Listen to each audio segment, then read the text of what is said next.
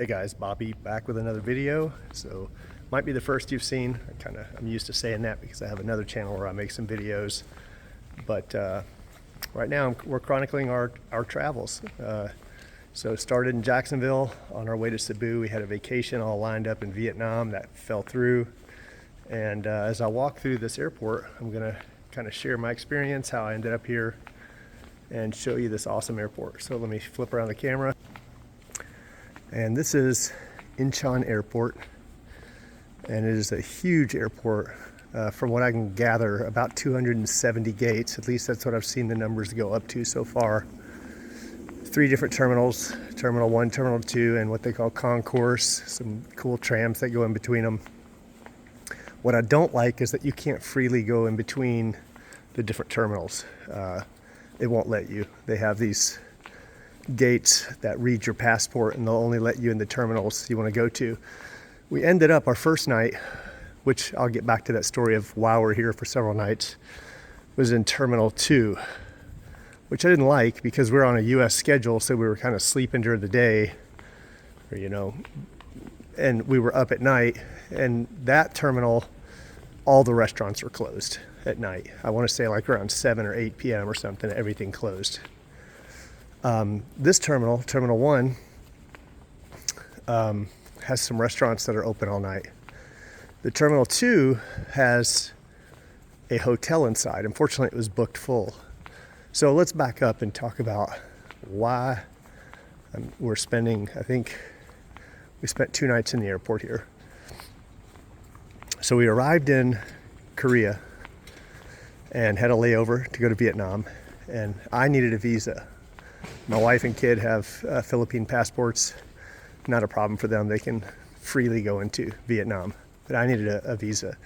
So my visa, I processed online with the Vietnamese government, and everything was good. It got checked out leaving the US, it got checked out leaving Seattle, or it got checked out, twice in the US for whatever reason. It's like every time you switch an airline, they want to see anything that's required to your destination. Well, in Korea at the gate, when we're getting ready to board for Vietnam, the little gate lady said, I need to see your visa and your passports and all this. And so she's looking at the visa and she says, oh, there's a problem here. It doesn't match the dates on your, your birth date's not the same. This has month and day transposed. I'm like, ma'am, it's linked to my passport. I'm sure, just let me go to Vietnam. They'll let me in, I'm sure it's not going to be a problem, right? The Vietnamese government gave me a visa. She calls her boss. She makes a deal out of it. They pull me off the plane. Well, they don't let us on the plane, right? They don't let me go. Of course, my family's not going as well. So she's like, just get a new visa. Like, oh, sure, it's easy. I mean, it was like $150 and a 2-week wait, no problem. I could have just taken care of it there, but they made it their problem. They made it my problem. And so I talked to Delta, and they said, well, if you can get a new visa, we can just move your flights, no problem. So I went and saw, it was about $400 for the only place I could find to guarantee it the next day by noon. So I started processing a new visa and paid for that. Called back Delta. Delta then says, different agent this time, and they say, oh, we can't move your flight because that was bought with Sky Miles, and you bought that a month in advance or 2 months in advance. This is an urgent flight. Pricing is different. You can't apply that. So I'm like, well, I've already paid for a visa. They're like, well, I said, well, just get me anywhere. Like, get me out of here so I can get me closer. Can you get me to like Cambodia or Thailand? No, we can't get you there. No, not with Sky Miles. So I'm like, well, can you get me to Singapore? Because we also have a leg of our vacation in Singapore. Nope, can't, nothing going to Singapore.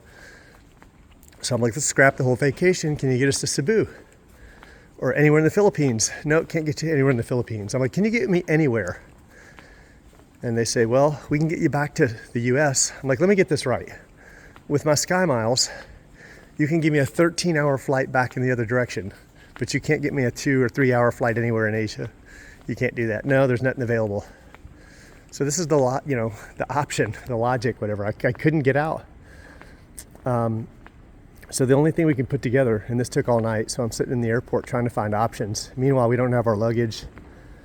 My biggest complaint is that it's cold in the airport and we weren't dressed for it, so we're going hypothermic. I'm going to turn around up here because they're doing all kinds of construction. So there's a whole second half of the airport, which is, well, we'll walk through it. But after a day of looking, the only option we could come to was to fly to Shanghai, China, and have a layover there and then fly to Cebu. That was the cheapest thing we could find, right? That was like $1,000. So, and it was 2 days later. So we had to stay a night, technically 2 nights, but we were halfway through that one. So we had to stay in the airport a total of like 2.5 days, which we have 15 more hours till our flight.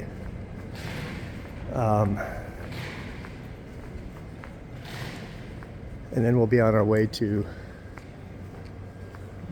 I'm going to try to circumvent this this construction going on. It's cool. The escalators are powered down till you step on them.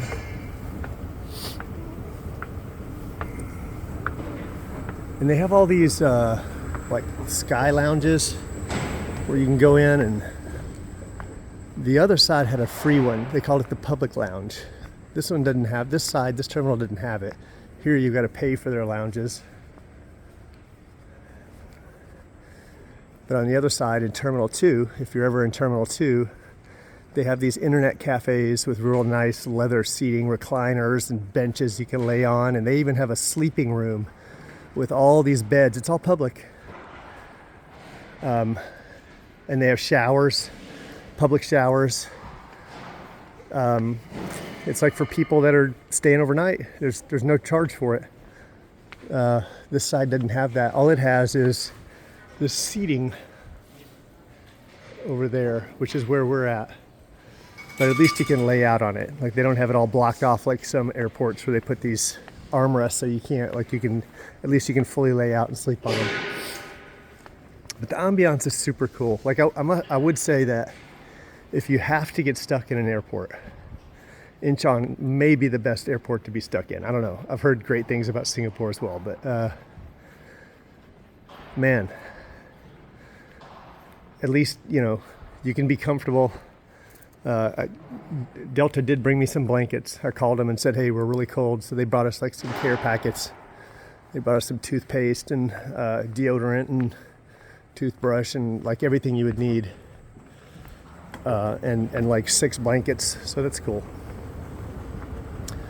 So later on this afternoon, it's 3 a.m. now, and at 4 p.m. we depart for Shanghai. I think it's about an 1.5 hour flight, maybe 2 hours. Then we have a 3-hour layover, and then we head to Cebu. So we lost our vacation. Everything, all that was all lined up. We had this awesome vacation lined up for Vietnam. We were going to be there for 5 days. Found some just absolutely beautiful Airbnbs, and we were going to see Angkor Wat, and we were going to see all these awesome sites, but that got scrapped. And then we were going to go to Singapore, and we had layovers intentionally everywhere because we were going to, every flight was going to be like a mini vacation where we would stay another night at that place. And it sucks because it was all prepaid and all the travel was already paid for, and it's non-refundable, so we lost all that. Good times.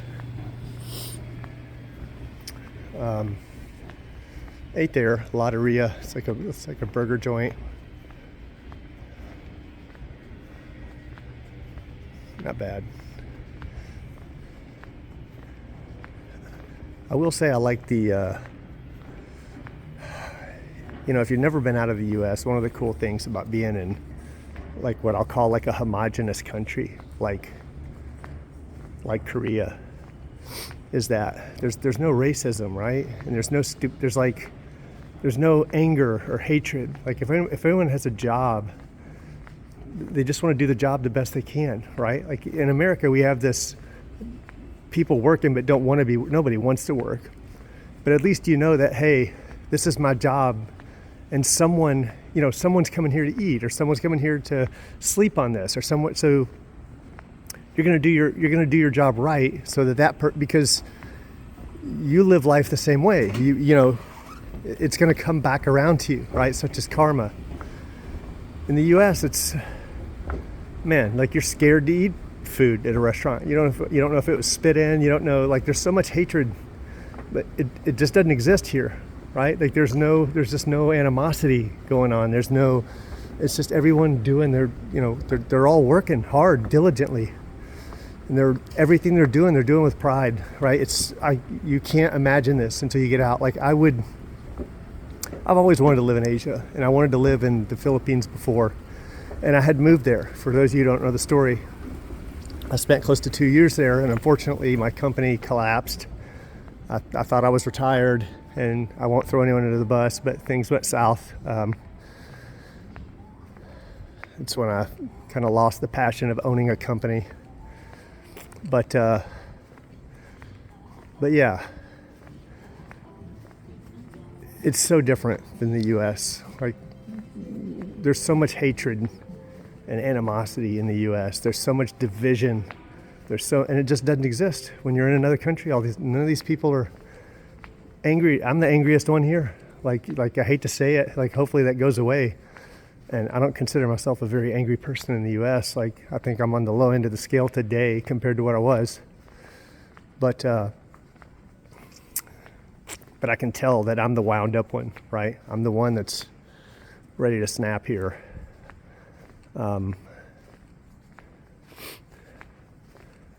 If you've never made it out of the U.S. or made it to Asia, now Europe's got a different vibe. There's a lot of immigration to Europe. It's not like homogenous like China or the Asian countries. Still better than the U.S. if you ask me. But man, I'll take Asia any day. But excited about the Philippines. Korea's a little cold. I'm excited to be spending all my days on the beaches and on the water. I'm going to be scuba diving. I'm going to be motorcycle vlogging. So expect lots of videos coming out. Anyway, all right. So I didn't say much about this hotel or airport. Sorry, my brain's in other places right now.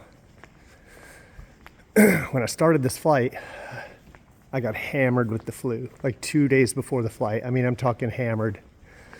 And I was hacking, I was freezing, curled up in bed. I'm like, man, I can't fly like this, right? So luckily, our homegirl came through for us, Andrea, and she hooked me up with some Z-Packs and azithromycin, prednisone, and yeah, I was good by the time I got on the plane. I don't know what, like when you're sitting on a plane on the runway, it's like when you first get going, it's almost like they spray something in the air. I don't know what it is. It's like a fume, but there's like 10 minutes where I was hacking. And I mean, I know people are like, he's got the vid, he's got it. Get him off the plane. But I couldn't do anything. You can't do anything. It feels like there's critters in your throat. Like, you have to cough. There's nothing you can do. But I'm certain it's something that they blow into the plane. Like, it's maybe when they're starting their system, or it's just a lot of dust. I don't know. But it was every time we would change planes, when you sit just before you go on the runway, I'd be fine. I'd be sitting on the plane, but sure enough, just before you get going, they crank up their systems. You can even like see this air come out. So it has it looks like fog. But I'd start hacking. And of course everyone's like, he's got the plague, get away. But thankfully I was feeling pretty good. Like, I'd say by the time I was actually on the trip, at least I was feeling better. So hopefully you all enjoyed the tour of the airport. Pretty interesting being here. At 3 a.m. No one says anything. I guess you can just stay in airports all night long. It's pretty normal. There's people camped out all over the place. I would think there'd be flights going like 24/7, but there's not. Like, I don't know what time specifically. It seems like around 7 p.m. or 8 p.m. it kind of wound down. And this is what we're left with. I think it's got going around 6 a.m. this morning. So, pretty cool. So welcome to Korea. And if you want to see more videos, you know, save the channel, like, subscribe, whatever. I'm just going to be posting videos of traveling, and mostly in the Philippines. I'll probably make it out from time to time and explore other parts of Asia that I haven't been to yet.